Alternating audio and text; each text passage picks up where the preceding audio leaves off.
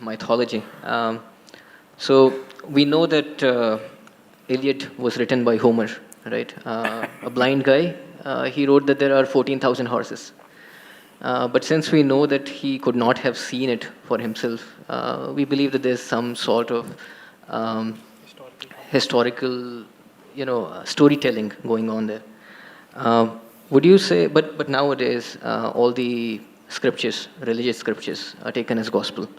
So should we also believe that there is myth making in Ramayana, in Mahabharata, and that taking them as gospel rather than just work of literature is wrong? I don't see anybody taking Ramayana and Mahabharata as a gospel. There are certain factions which are… No, no. They cannot because they'll get freaked out with confusion. Because there are all kinds of people in Mahabharata, the best sort of man, the worst sort of man, in between every kind of man and woman. Is there over 100,000 characters? How can you make a gospel out of it? So you said storytelling. I don't know if you've seen the byline of Youth and Truth, not the seriousness of gospel but the playfulness of gossip, because gossip has always been reliable. No, at any time in history, nobody went by the official version. Whatever the official version came, people asked around with their friends and relatives what happened. When 5 people said 5 different things, people learned out of their wisdom to extract some truth out of the gossip. But people always relied more on the gossip than the official version, isn't it so? It's not just today, always. However, given that this gossip can lead to a transformation of this truth to an extent where it's lost forever, do you think that's troubling? See, first of all, you're questioning, did it actually happen, right? So we are saying that the same argument which you have given is the argument which is usually used these days to say that buildings which were constructed by the Mughals were actually not Mughal structures. Oh, okay. I get the point. However, that's gossip being misinterpreted completely. Now, say, if you come further south, people are questioning whether Rama existed or not, okay? This is just a question of poor memory. When the entire nation has been talking about it for thousands of years, now the problem is your trust in printed word is more than the spoken word, that is the whole problem. But you must understand, this is a oral culture. We always transmitted most significant things orally. You may think it's insignificant because it's not written, but anybody can write it down. People have written it down now it's a printed word. But now somebody questions, did Rama exist or not? Not in one place, in entire culture, when everybody is talking about the same story with minor variations here and there, it could not have been just made up by all the people, So I guess his point was also by bringing in the Iliad example the same, that the war on Troy did happen, but the fact that Homer says that 14,000 horses were there is clearly not truth. Maybe not. Maybe Ram did exist, but other facts which are… other things… See, we are after all Indians, we invented zero. We have certain freedom in using number of zeros. We're taking liberty with that. Don't… see whether 6,000–7,000 years ago, whether 100,000 men fought or 10,000 men fought, doesn't make a difference. The way the story is said in this country is not for its facts, but for its truth. You're trying to bring out a certain truth. The fact of it, whether 100,000 men fought, 10,000 men fought, what does it matter? You don't have to manage that war today, it's over. So the important thing is, what is there for me to learn from that, all right? If that's a question mark, we can go ahead with that. I guess that was his point itself, that when you look at religious texts, as you would learn from… See, don't call them religious texts, this is nation's history. So let's say if you look at another piece of literature, you would derive learnings from it. Literature is different, history is different. Literature can be fiction. History is written in a dialectical way so that it's always relevant for you. I'm saying 6,000 years ago, whether a man existed or not, what's my problem? unless he has something to contribute to my life today, isn't it?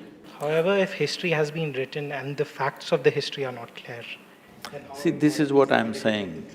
The fact is like this. Suppose 6,000 years ago, Rama had a wife whose name was not Sita. What's my problem? we are not questioning whether the name was… Not only the name, I'm saying, okay, he was not… his father's name was not that, it was something else. He was somebody else. What does it matter We to are me? even questioning the sequence of events over here. You can. How they… See, sequence of events also you can question, but what I'm asking is, a 6,000-year-old drama, if it got little mixed up, it is not your problem. The problem is just this, is there something for us to get from that? Sure. That's all the thing is. Now, why we are worshipping Rama in this country is, he's not a super success. He's a serial disaster, if you look at it. Yes. Even today is having real estate issues, that's why you brought this up.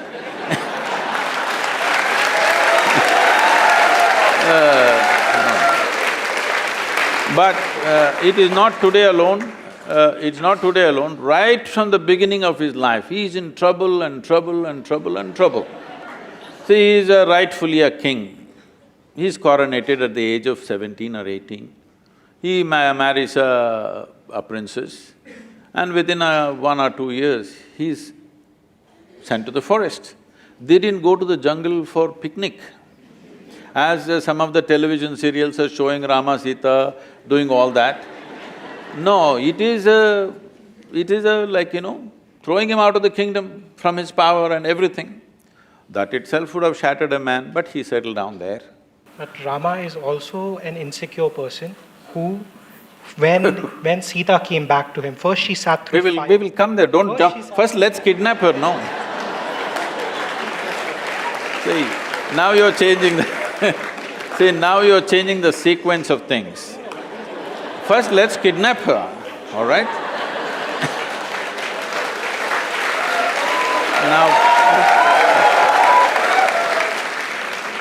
Now, the Sri Lankan people come and kidnap his wife and go away. After all, he is a king. If somebody steals his wife and takes her away some 3,000 kilometers down south, there's no GPS to even find out where is Sri Lanka, all right? At a time like that, being a king, he could have found a local solution. There would be any number of women to marry the men, he's a king. But he goes in search of her, not with a big army, just him and his brother, like ordinary people.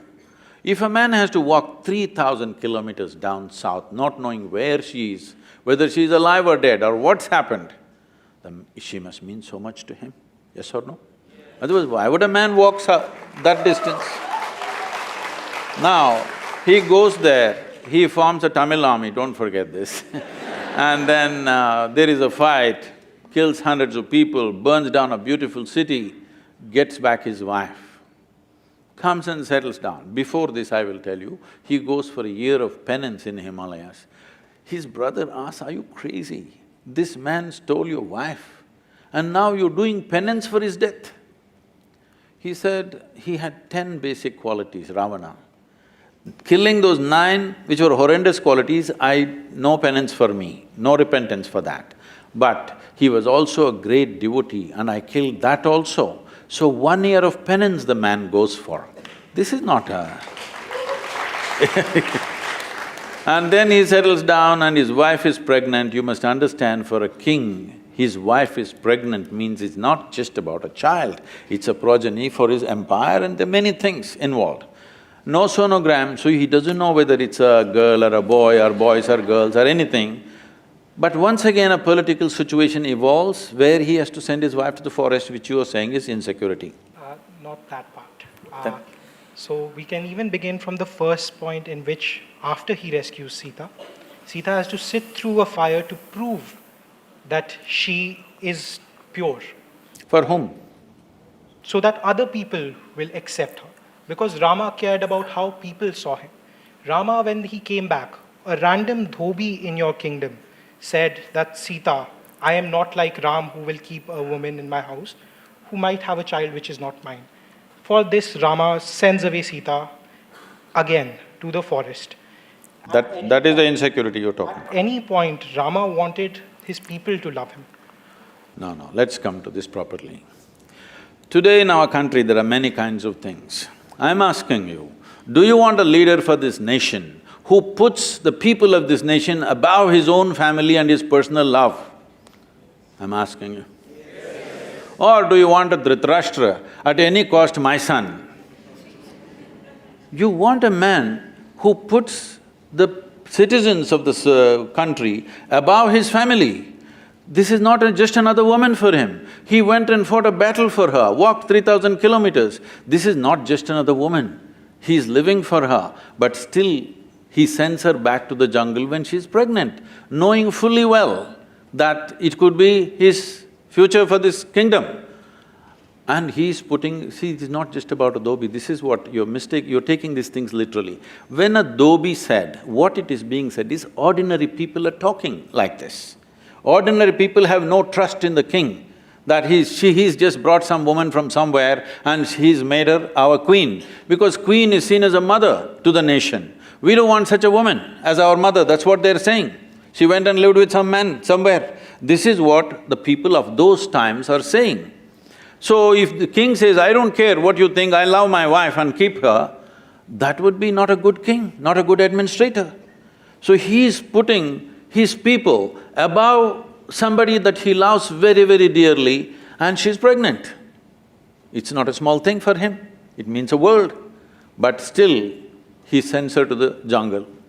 This should be bowed down to, this is why we bow down to the man.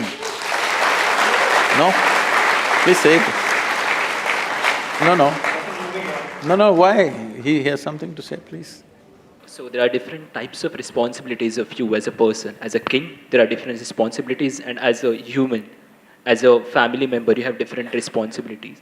Now you can't just throw away your wife and send her to a jungle. It's like just objectifying her. It's not treating her like another human who's pregnant, who will need different things, and you have promised her different things. Well, then you're against Gautam Buddha, you're against Rama, everybody. But you need to understand this in the right context, that is, if this woman didn't mean anything to her, he wouldn't have traveled down to Sri Lanka, fought a battle and brought her back, isn't it? It was his pride about what… How can you His pride you could have got, he could have got 100 wives around him if he wished, but he went for this person who means so much to him. Moving on… No, you must see the words that he's uttered. You must see the words he uttered about Sita, what she means to him, how he cried to Lakshmana and what he said. Actions are way more important. Why are you reading all these evil intentions in his mind that he did not express anywhere? He did not express… With our words, we can say anything. See, as far as you are concerned, you know only what you read. You don't know anything else about his life, neither me nor you, all right? Perfect. So, from what you read, nowhere does it say that he was insecure. Nowhere does it say he went for his pride. Nowhere does it say that… No, everywhere it says very clearly, let me tell you, the reason why he is worshipped today is, though life threw disasters after disasters at him, the man never became resentful, never became hateful, never became angry. He did not become a recluse either. He went about fulfilling every duty that he has to do. With a personal pain and grief that he is carrying all his life, the man went about doing the best he can do for his praja of the day. If this is being accused of being as pride and this,